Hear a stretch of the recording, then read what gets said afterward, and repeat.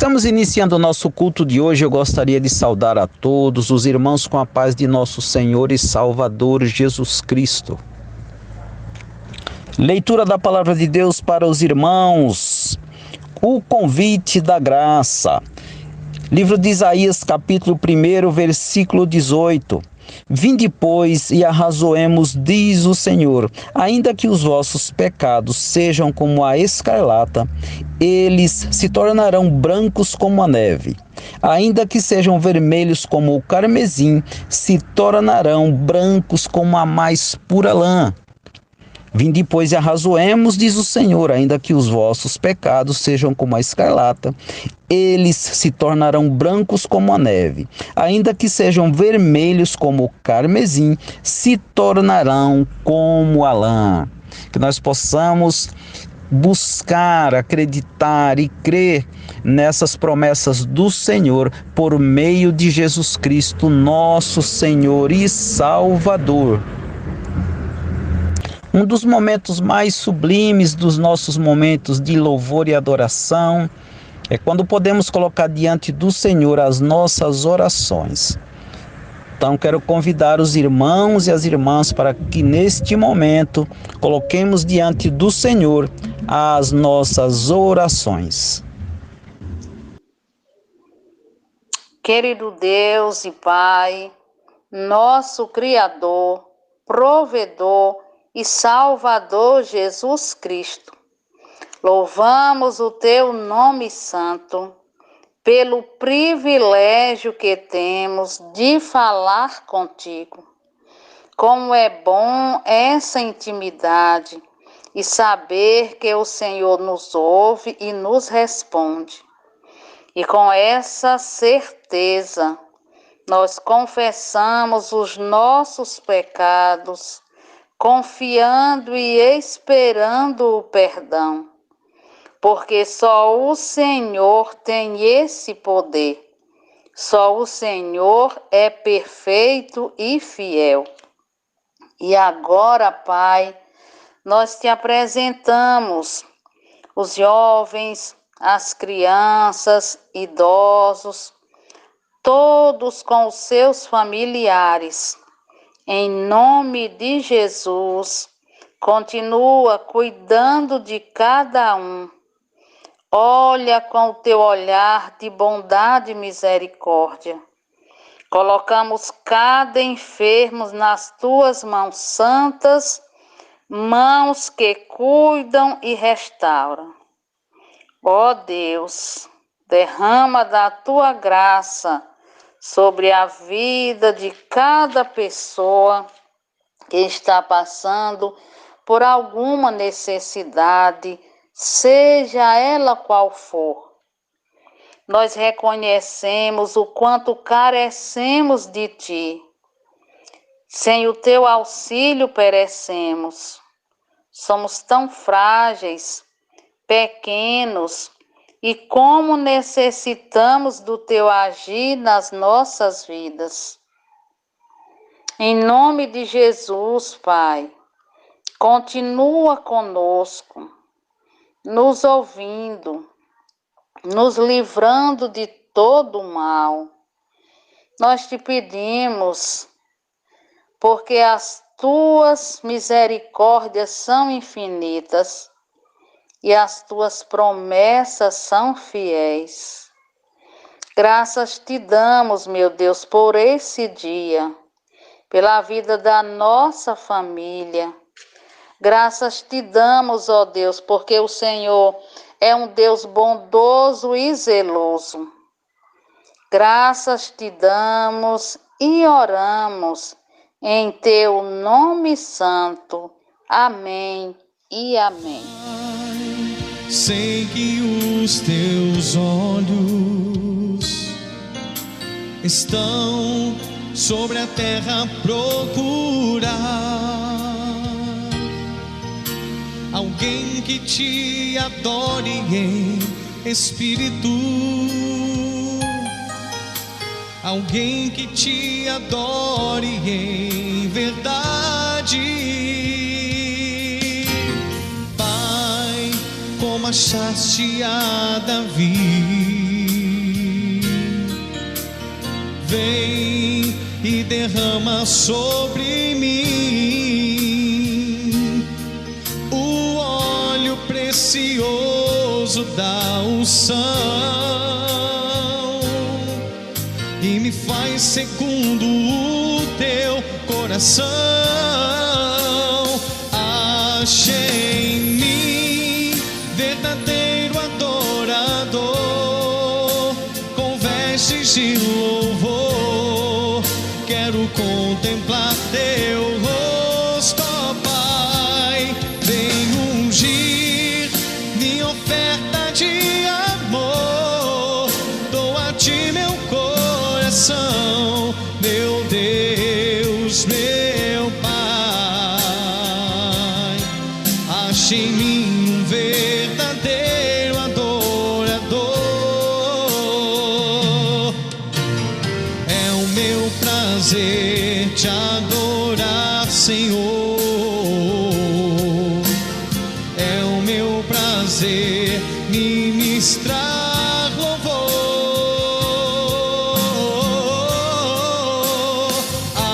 Achei em mim verdadeiro adorador, com vestes de louvor, quero contemplar teu rosto, ó Pai. Vem ungir minha oferta de amor, dou a ti meu coração, meu Deus, meu Pai. Ache em mim um verdadeiro adorador, meu Deus, meu Pai. Ache em mim um verdadeiro adorador.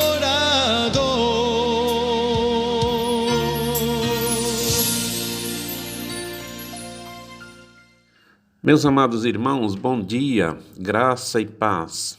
Que a maravilhosa graça do Senhor Jesus seja sobre nós na manhã desse dia e no decorrer de todo esse dia. Que o Senhor possa nos guiar, nos conduzir e nos dar a capacidade de vivermos uma vida de acordo com a sua vontade.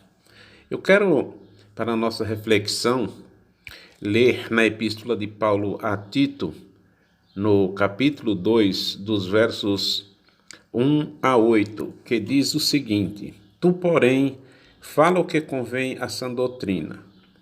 Quanto aos homens idosos, que sejam temperantes, respeitáveis, sensatos, sadios na fé, no amor e na constância. Quanto às mulheres idosas, semelhantemente que sejam sérias em seu proceder, não caluniadoras, não escravizadas a muito vinho, seja mestras do bem, a fim de instruírem as jovens recém-casadas a amarem ao marido e a seus filhos, a serem sensatas, honestas, boas donas de casa, bondosas, sujeitas ao marido, para que a palavra de Deus não seja difamada. Quanto aos moços, de igual modo, exorta-os para que em todas as coisas sejam criteriosos.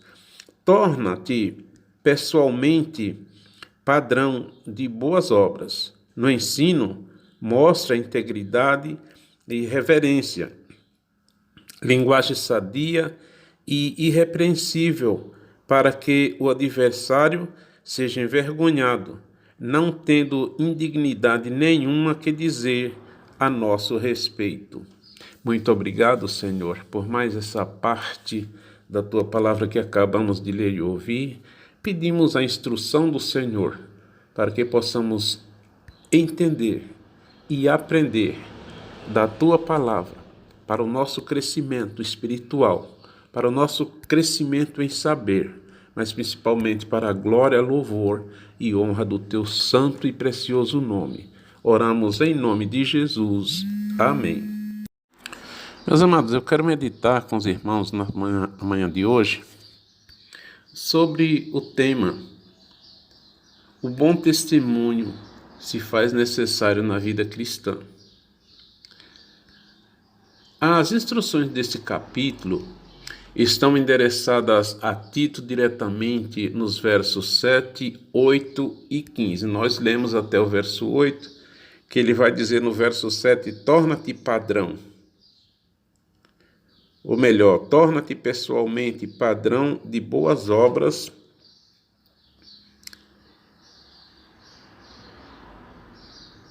no ensino mostra integridade e reverência.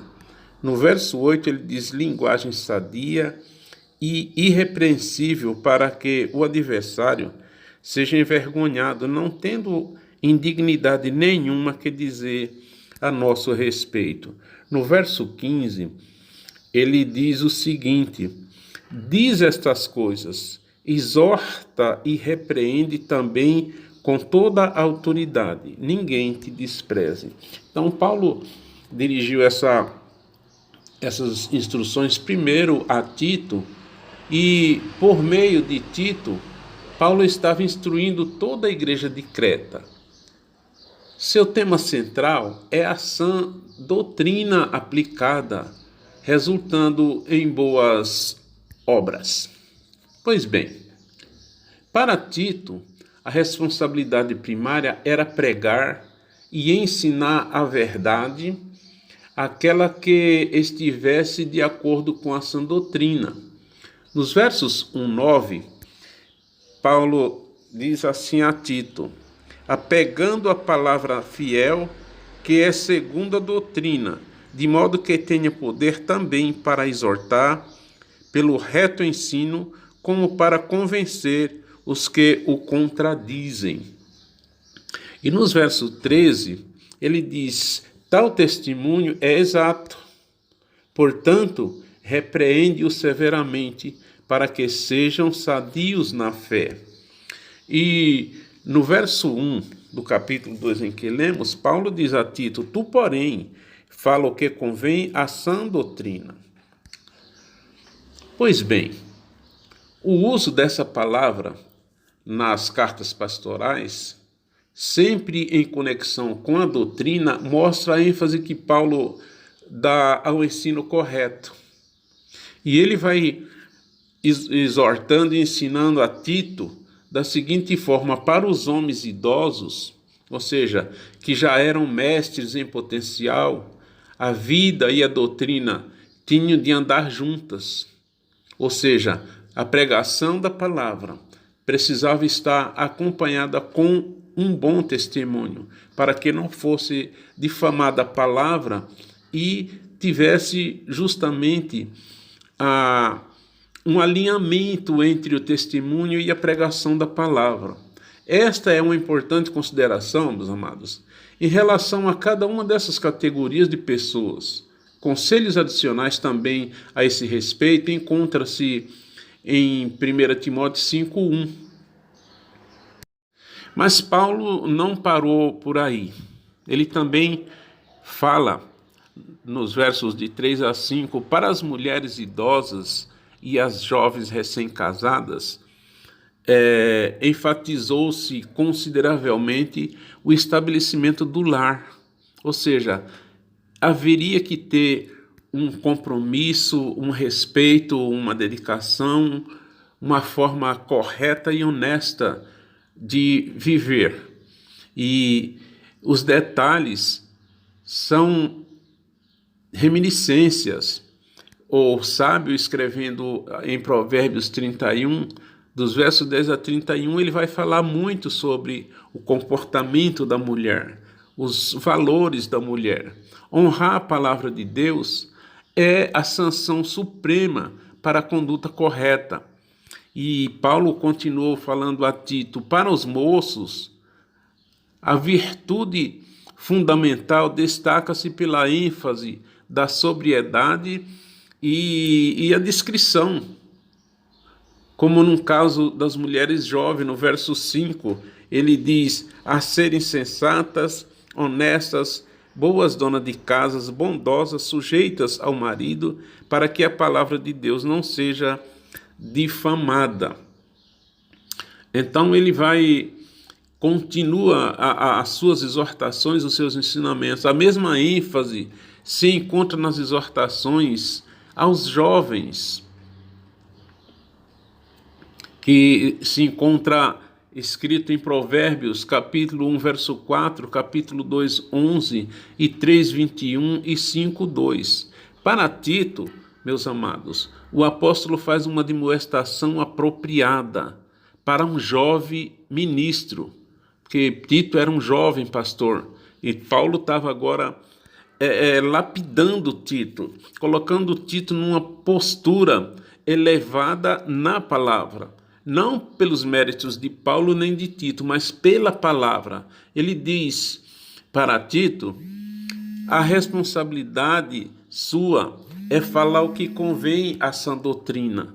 Você não pode, nem precisa, nem deve falar nada que vá além, ou que vá entrar em choque com a sã doutrina. A responsabilidade constante é instruir devidamente os incrédulos.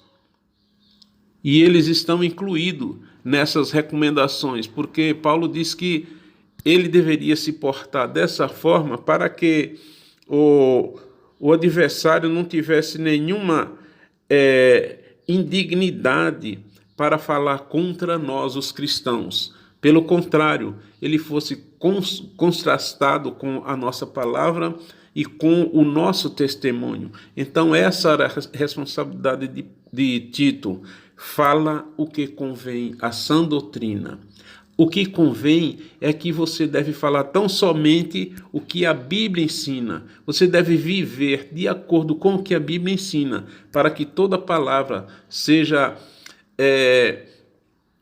falada com a veracidade do testemunho. Por isso que eu disse que o testemunho, o bom testemunho, é necessário na vida cristã. Então, todos nós estamos dentro desse contexto. Paulo estava instruindo por meio de Tito a toda a igreja de Creta, e esse ensinamento chegou até nós para que vivêssemos por ele. Que o Senhor te abençoe e te guarde. Obrigado, Senhor, por mais essa porção da Tua palavra, por mais essa manhã de vida que o Senhor nos acrescenta.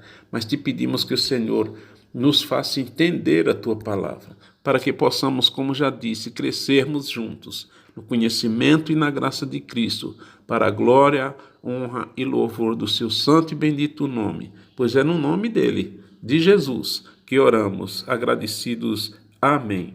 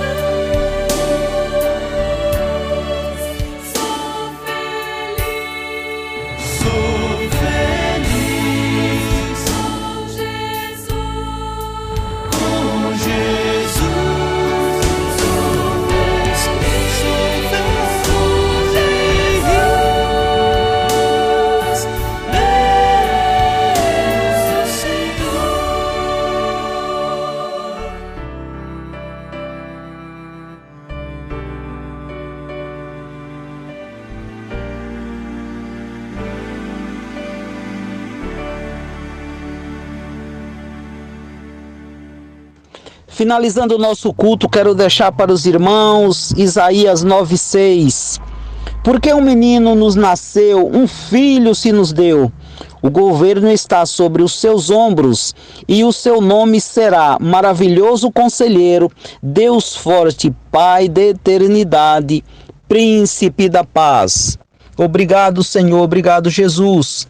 Desejo a todos que o Senhor te abençoe, te guarde e te conceda um dia abençoado nos caminhos do Senhor.